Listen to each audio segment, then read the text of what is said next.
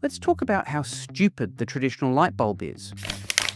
Thomas Edison invented a device that is 95% space heater and 5%, oh yeah, light as a side effect. It works by taking a metal wire and making it so hot that it glows. That's the entire plan. Heat until glow.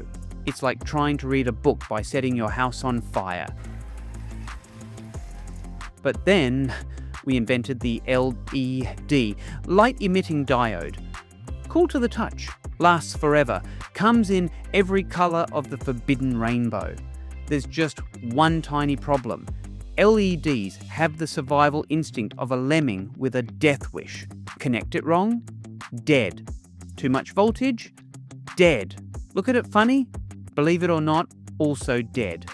Today, we're learning how to keep this self-destructive diva alive long enough to actually produce light. Let's start with the D word. LED stands for light-emitting diode. So what's a diode? It's a one-way valve for electricity, a turnstile, a bouncer that only lets electrons go in one direction. Electricity goes in through the anode, that's the positive side, and out through the cathode, that's the negative side. Backwards? Nope. The diode says access denied. Now here's where it gets annoying. You have to physically look at the LED to figure out which side is which. There are two clues. Clue 1. The long leg is positive. The short leg is negative. Easy, right? Just remember, positive has a plus sign which has two lines, so it needs more leg. Clue 2. If you look at the LED's body, the little plastic bubble, one side has a flat spot. That's the negative side. The flat spot is where dreams go to die. Plug it in backwards and nothing happens. No smoke, no explosion, it just sits there judging you silently. But plug it in correctly without a resistor? Oh buddy, let me tell you what happens next. Alright, time for the how does this magic actually work part. Don't worry, I'm not going to make you memorize quantum physics. We're keeping this simple. Inside an LED, there's a junction, a cliff edge, where two different materials meet.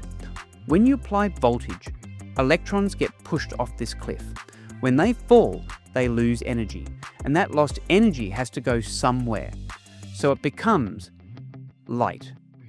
Photons, visible, beautiful, glowy light. The color of the light depends on how big the cliff is. Small cliff, red light. Medium cliff, green. Big cliff, blue. And here's a fun fact. Blue LEDs were impossible to make for decades. Scientists tried everything. It took until the 1990s, to figure it out. The guy who finally cracked it, Shuji Nakamura, won a Nobel Prize in 2014. Because blue LEDs gave us white LED, which gave us phone screens, TVs, and every single LED light bulb you own. But here's the catch. Making electrons jump off cliffs requires a specific amount of voltage. Too little, nothing happens. Too much, the LED commits unalive. That's why you need a resistor. The resistor is the bodyguard, the safety net, the responsible adult in the room. All right, let's build the classic, the LED circuit. You'll need 4 things: a battery, a resistor, an LED, and some wire to connect them all. Step 1. Connect the positive side of your battery to one end of the resistor. Doesn't matter which end. Resistors don't care about direction. They're chill like that. Step 2. Connect the other end of the resistor to the long leg of the LED. That's the positive side, the anode. Remember, long leg equals positive. More leg, more plus. Step 3. Connect the short leg of the LED, the cathode, the negative side, back to the negative terminal of your battery. And now, the moment of truth. If you did it right, the LED lights up. If you did it wrong, you get to start over with a new LED because this one is now a fancy paperweight. Let's talk about why the resistor value matters. If you use a resistor that's too big, like 10,000 ohms, the LED barely glows. It's dim, sad, pathetic. If you use a resistor that's too small, like 10 ohms, the LED gets way too much current and dies screaming. The magic smoke escapes. The sweet spot for most LEDs with a 9-volt battery is somewhere between 220 and 470 ohms. That's the Goldilocks zone. Not too bright, not too dim, just right. Not all LEDs are created equal. Each color requires a slightly different voltage to light up. This is called the forward voltage drop. Red LEDs are easy. They only need about 2 volts. They're the participation trophy of LEDs. You basically can't mess them up. Blue and white LEDs are divas. They demand 3 to 3.5 volts. They're high maintenance. They require respect and precise voltage, or they simply refuse to perform. This matters because if you're using a tiny battery, like a coin cell at 3 volts, you can light up a red LED just fine.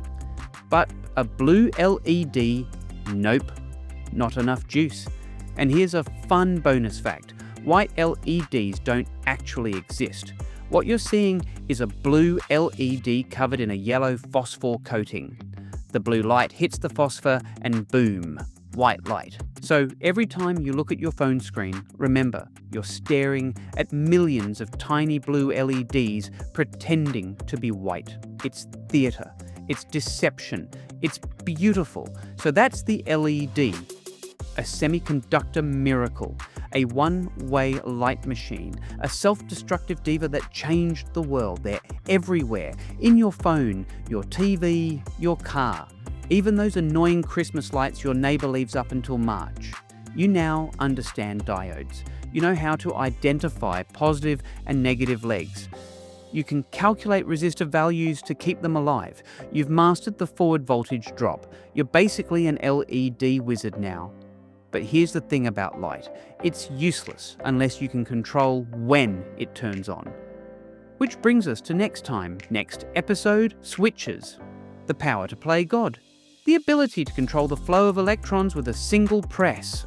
We're talking buttons, toggles, and the satisfying click of absolute authority. Until then, don't connect LEDs backwards, don't skip the resistor. And whatever you do, don't stare directly at a UV LED unless you enjoy cornea damage. Class dismissed.